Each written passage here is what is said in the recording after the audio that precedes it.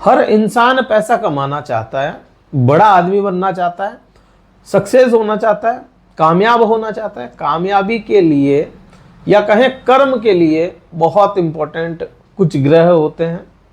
आज के समय को देखते हुए धनु राशि वाले जातकों के लिए केतु बड़ा इंपॉर्टेंट है कर्म को देखते हुए, तो क्योंकि कर्म क्षेत्र में ही केतु ग्रह विराजमान है। केतु ग्रह का परिवर्तन हो रहा है 12 तारीख को, और ये 12 तारीख को जो परिवर्तन हो रहा है ना केवल धनु राशि वाले जातक, सभी पे कोई ना कोई असर लेकर के आएगा। धनु राशि वाले जातकों पे क्या असर आएगा, इसका सीधा सा असर कर्म क्षेत्र पे आएगा। आपने महसूस किया होगा पिछले 1 साल से, क्योंकि पिछले अक्टूबर महीने के अंत में यह परिवर्तन करके वक्री होते हुए, क्योंकि वक्री ही चलते हैं राहु और केतु दोनों ही ग्रह, तो वक्री होते हुए आपके कर्म क्षेत्र में यह विराजमान हुआ। और 1 साल से यहाँ पे कर्म को लेकर के आपको संशय की स्थिति बना दी, विद्रोह की स्थिति आपके बना दी होगी। कर्म को लेकर के कामकाज मेहनत करते हुए भी हाथ में ना आ पाया हो, या जैसा आप कर्म करना चाहते हैं आत्मसंतुष्टि ना मिली हो वहां से, क्योंकि केतु एकमात्र वो ग्रह है जो डिटैच करता है चीजों को। आप दूसरे ग्रहों को देखोगे, सभी ग्रहों के अलग अलग काम है, अलग अलग प्रभाव है, वैसे ही केतु ग्रह के जो प्रभाव होते हैं वह मैंने यहाँ पे लिखे हैं। आप समझें इसको कि केतु कैसे प्रभाव लाता है या कौन से प्रभाव लाता है। अगर केतु को देखेंगे तो मुक्त करने का कारक ग्रह है, विरक्त करने का कारक ग्रह है, मोक्ष का कारक ग्रह है।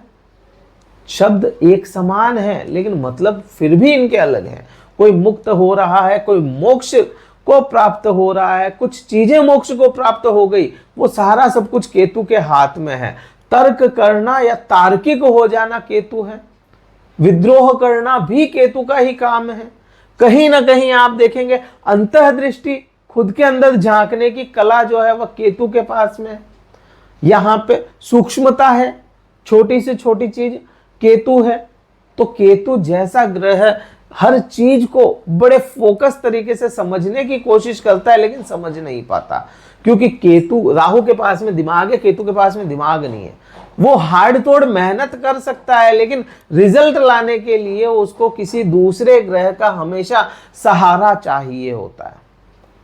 आने वाले 12 तारीख को जब यह परिवर्तन हो रहा है, नक्षत्र का परिवर्तन आप पे क्या प्रभाव लाएगा, यहां पे अपने को सूर्य को भी समझना पड़ेगा। क्यों समझना पड़ेगा? क्योंकि उत्तरा फाल्गुनी नक्षत्र में यह परिवर्तन करके जाएगा।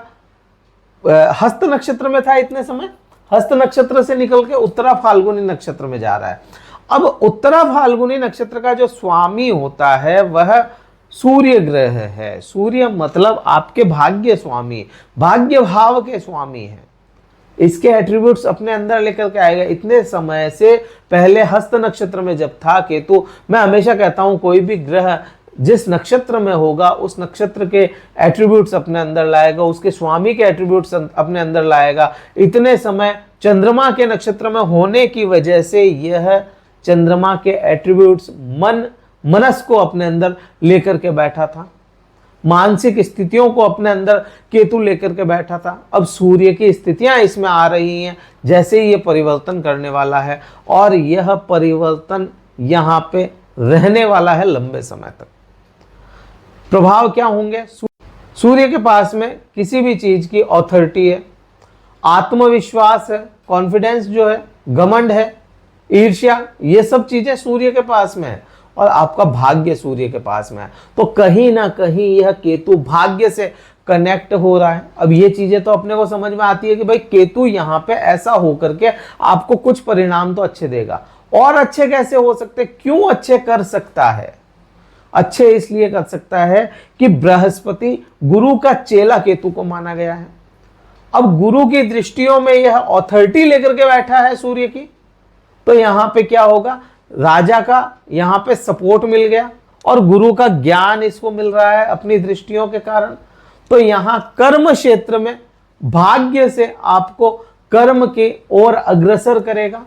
जो लोग कर्म से, करियर से परेशान थे, करियर में जिनको समस्या आ रही थी, उनके करियर में यह कर्म को बहुत अच्छे से यह कर देगा। कामकाज अच्छे से आपके बनने शुरू हो जाएं। जहां कर्म क्षेत्र पे आपका मन ना लग रहा हो, जहां कर्म क्षेत्र में आपके किसी प्रकार की कोई इशू आ रहे थे, कोई झगड़े थे, या कहूं किसी भी प्रकार की कोई समस्या थी, तो वह कम हो रही है यहां पे आने वाले समय में। एक तो ये चीज होती है। दूसरा, कर्म किसी का अच्छा है तो उसको क्या मिलेगा? आपने देखा कि कोई इंसान है, कामकाज कर रहा है तो उसको सम्मान मिलता है। सम्मान, इज्जत कर्म की वजह से ही है। कोई कामकाज नहीं कर रहा है, चाहे उसके पास में कुछ भी है नहीं है, कामकाज नहीं कर रहा है, तो उसको उतनी इज्जत भी नहीं मिलती, यहां तक कि परिवार से इज्जत नहीं मिलती। तो यहां पे इज्जत सम्मान भी ये दिलाता हुआ नजर आ रहा है। अब यहां तक तो अपने को ये समझ में आता है कि भाई करियर हाउस में केतु का होना वैसे तो बहुत अच्छा नहीं है, लेकिन अभी जो स्थितियां बनी हैं, क्योंकि सारे ग्रह इंटरकनेक्टेड होते हैं, बृहस्पति और भाग्य भाव कनेक्ट हो रहा है, इसकी वजह से यह आपको कुछ हद तक धनु राशि वाले जातकों को फायदा पहुंचा सकता है।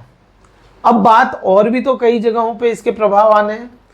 अब यहां पे देखेंगे तो राहु, केतु और बृहस्पति मतलब गुरुदेव, इनके पास में ये दृष्टियां हैं 5, 7 और 9। पांचवी दृष्टि कहां चली गई? पांचवी दृष्टि द्वितीय भाव पे जाती है, और द्वितीय भाव बहुत ज्यादा इंपॉर्टेंट है आज के समय में। क्यों इंपॉर्टेंट है? क्योंकि यहां पे ही बृहस्पति की 9वीं दृष्टि है। आपके दूसरे भाव से काउंट करोगे तो 9वीं दृष्टि बृहस्पति की यहां पे, केतु की भी यहीं पे है। आज की तारीख में अभी अगर बात करें तो मंगल यहां पे है। मंगल अपनी निम्न अवस्था में आपके अष्टम भाव में बैठा है, तो यहां पे मंगल की भी दृष्टि है।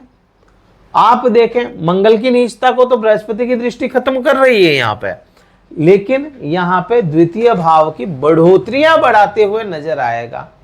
जहां इतने समय तक केतु अपने अच्छे प्रभाव नहीं दे पाया था, वहां पे केतु को कुछ हद तक ठीक करने के पॉजिटिव साइन अपने को दिख रहे हैं। केतु कुछ ठीक कर सकता है। तो यहां से क्या देगा? यहां से देगा धन अर्जन, धन अर्जित करने की क्षमताएं।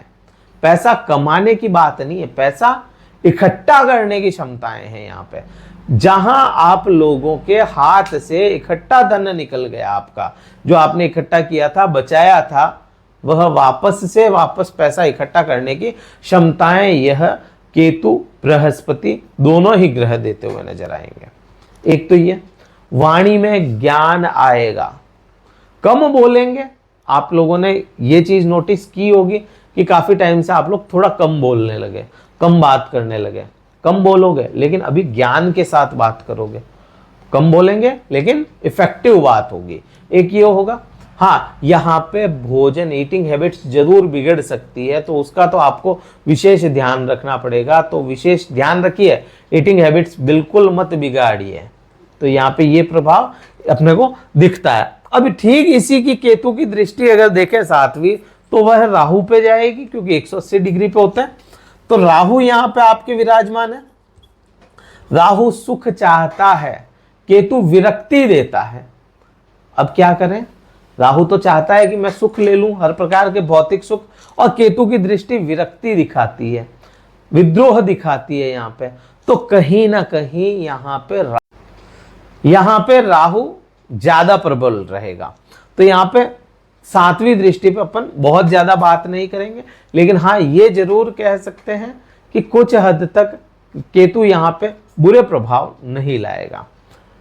यहाँ पे माता के स्वास्थ्य को लेकर के थोड़ी चिंता बनी रह सकती है। माता का स्वास्थ्य, उसका आप विशेष ध्यान रखें, तो वो चिंता का विषय जरूर है। बात 9वीं दृष्टि, जहां पे खुद बृहस्पति आपके लग्नेश बैठे हैं, तो यहां से तो चिंताएं बिल्कुल अपने को खत्म ही हो जाती है, क्योंकि लग्नेश बुरे कभी भी प्रभाव नहीं लाएगा।